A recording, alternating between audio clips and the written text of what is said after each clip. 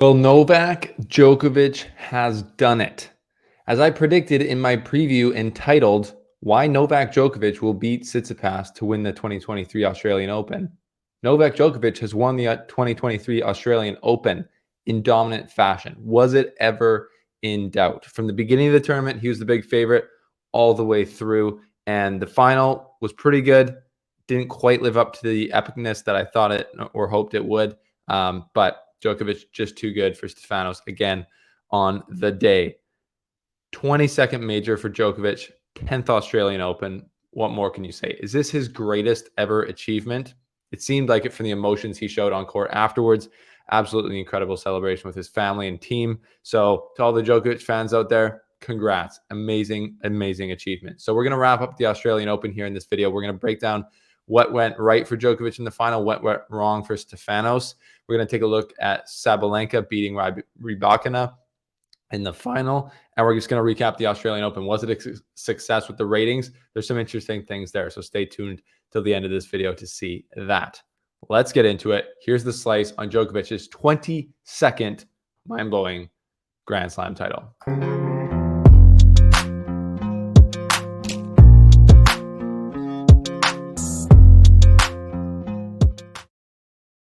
Djokovic too good, Tsitsipas not good enough. That is how I would wrap up the final in one sentence. But welcome to the slice. Thanks for being here. If you're new and you have not subscribed yet, make my life better and your life better by subscribing down below. Really helps us out. And make sure you check out all the links below. The official bag of the slice, Go Sport, treat yourself. Subscribe to us here. Follow me on Twitter. And get around our website and everything else like that. But last night's final, I predicted it. I thought Djokovic would win in 3 or 4, and he wins in 3 sets. 3 really close sets. The first, actually 2 really close sets. The first set was not that close, but Djokovic just came and brought the level that he needed. And in my opinion, Stefanos didn't bring the level that he needed. And I think that was quite clear. But there was parts of this match where it definitely could have opened up and could have become much closer and gone 4 or 5 sets, gone the distance. Let's go through it quickly, not quickly, in depth. Djokovic, first set, too good. Novak Djokovic in the first set won 94% of his first serve points, aka all of them except for 1. So he's just absolutely serve dominant. And he was hitting big from the baseline, rushing Tsitsipas like I thought he would. Like I said, was the key to Djokovic winning before the match. He did that very, very effectively. He pushed Tsitsipas off the baseline and kind of got him stunned. And Tsitsipas didn't hit any forehand winners. He hit 1 backhand winner, I think, kind of like an up-the-line half-court shot. And Tsitsipas came to net once, got past, no net points won. So really a great set, great first set from Novak Djokovic, and Tsitsipas was stunned a little bit. Djokovic comes out of the gate hot, takes the first set. Then in the second set, Tsitsipas wakes up and his forehand gets going better, although it still had a lot of unforced errors off of that wing. He started to play better, and I think he was actually kind of probably the better player in set 2. He had a set point. He was the one who seemed to have more traction into the Djokovic serve than vice versa in that set. But Novak Djokovic holds on, fights off the set point. They get to a tiebreaker, and then it was an absolutely terrible tiebreaker with the forehand from Tsitsipas just not good enough at all. And Djokovic was better, even though it was kind of a nervy tiebreaker from both. The level was just poor on both sides. Djokovic, when you're flipping that coin, it seems to land on Djokovic's side when it comes to tiebreakers much more often, doesn't it? So Djokovic gets the second set, and then you're thinking, start the bus for Stefanos, aren't you? But Stefanos has beaten Federer at the Australia Open. He beat Nadal 2021 from 2 sets down. So you never know. Stefanos broke early in the third set, and then Djokovic broke right back. And then it felt like Djokovic was, where Stefanos was the one holding on as that set went on. Djokovic only 4 unforced errors in the third set. I mean, what else can you say? Tsitsipas, 18 winners, 14 unforced errors. Djokovic, 17 winners, 2 unforced errors in the third set. Just too good. Just too good as he was all night. And as I said, Stefanos' forehand was not there like it needed to be. So that's disappointing for Stefanos. As you can see, he's obviously the second best player in this tournament by a long shot, and he deserved to be in the final. He's what I kind of predicted from the beginning. And the thing is with Stefanos, I know he has the game to beat Djokovic. I know he has the skill.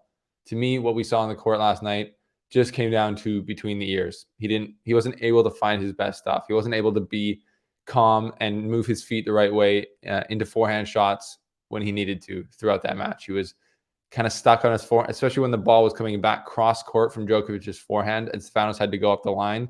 He was stuck, open stance, wasn't moving his feet forward and not able to. He was either spraying it wide or not putting it, accurately enough into the corner. Djokovic gets to it easily. He just didn't seem to really have the confidence on that wing that he has against every other player. And as Tommy Paul said, that's the Djokovic effect. He makes you play bad. He makes you not be able to stick to your game plan. And I think we saw that again last night, which is just unbelievable from Djokovic. So Djokovic, again, on top of the world. Number 22, as you can see with the jacket, number 10 in Australia down below. They were ready for it. And the emotions. I mean, the emotions we saw from Djokovic sobbing in his team box afterwards. You can see that he was really letting out all the emotions from last year's catastrophe down under where he was getting deported, all the stress he carried with that. With him, obviously, it was an extremely traumatic time for him the rest of the year, and then coming back in Australia on the revenge tour and getting revenge. You can see how much it means to him and his team. Pretty incredible stuff. And, I think a lot of people are wondering, and I think he said it in his post-match press, this is his biggest win of his career. 22, ties Nadal at the top with 22 majors, the most ever Australian Opens. He is absolutely, without doubt, the king of Australia. Storybook stuff, raw emotions. And yeah, Djokovic just proves again that, I said it back, Djokovic back to world number one. The rest of the world back to the drawing board on how the heck they're going to compete with this guy. Even though he's 35, all these other guys are in their prime, they still can't beat him. So that is that. Djokovic, incredible win. Just does it again. We thought he would, and he delivered. That's what he does. That's what the GOATs do. So absolutely incredible from Novak Djokovic.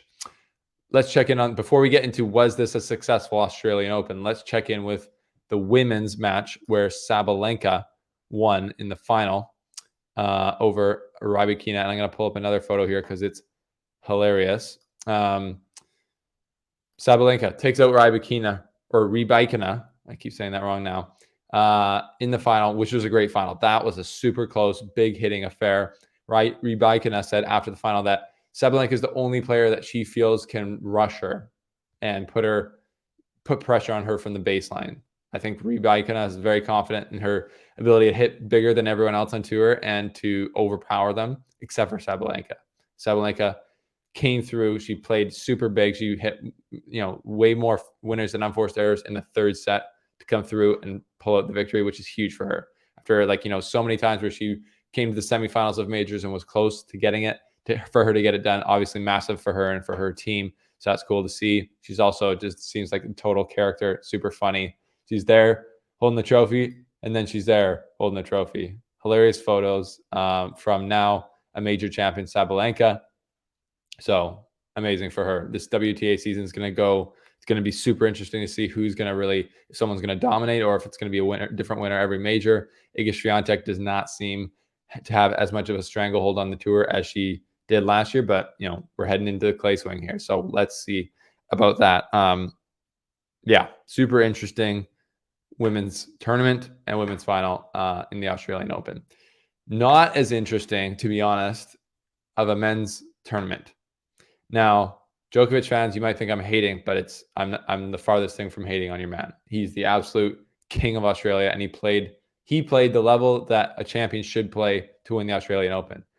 In my opinion, the rest of the field did not play to the level where we ever really doubted who was going to win. And to me, that doesn't make a super compelling product for people to want to watch. And the Australian Open ratings, TV ratings in Australia were down 30 to 40% this year compared to last year. The main reason for that, obviously, is Ash Barty didn't win the final. She was not playing because she retired. And then we had all these people pull out of the tournaments. We had Carlos Alcaraz, the number one player in the world at the time, not play. We had Nick Kyrgios not play because of injury. Obviously, he's an huge Australian ratings draw. So while Djokovic, for the pure tennis fans, me and you, we're going to be watching, obviously, and this tournament's just as exciting as any other. It doesn't have the drama on the men's side or the intrigue in the general public that it has in the past, unfortunately. So for growing the game, Nick Kyrgios has warned about it. Without these future stars who can really challenge these like Djokovic and Nadal, really, we saw Nadal just destroy Ruud in the final of the French Open. Honestly, Djokovic kind of destroyed Tsitsipas here in the final of the Australian Open. They're both past their primes.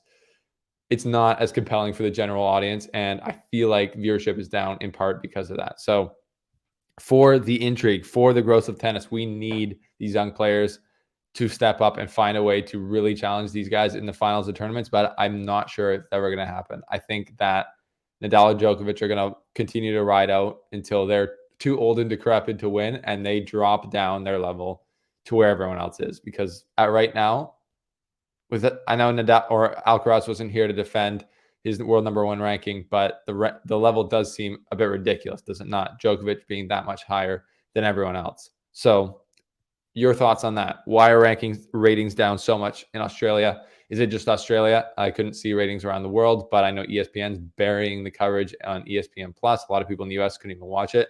TSN, though, had it on the main stream here in Canada, so shout out to them. So we were able to watch it maybe more easily than others were around the world, but that's interesting. So that's a wrap on the Australian Open. Incredible tournament, in my opinion, even though the ratings might have dropped. Djokovic's win, I do think, is one of the most impressive of his career. I mean, every single time he wins a slam, it's incredible. It's going to be amazing to see at the French Open, where Djokovic and Nadal will both have 2020 or 2022 slams going into the tournament. Will they play in the final? Will they play earlier than that? We'll see where Nadal's rankings at. They might play earlier than that. And as we've seen at the French Open, they do get drawn in the same quarter or same half quite often. So that will be super interesting. I can't wait for the Indian Wells, Miami hardcourt swing to get rolling, but that's all she wrote from down under. And this has been the Slices coverage. Thanks for being with us throughout the fortnight videos every single day, except for yesterday. We will be here for all your tennis needs going forward. Make sure to subscribe to not miss interviews that I do with Casper Ruud, Felix Auger-Aliassime, Denis Shapovalov, Bianca Andreescu, and more. More coming this year, hopefully. And we will see you when we see you. Good night, everybody.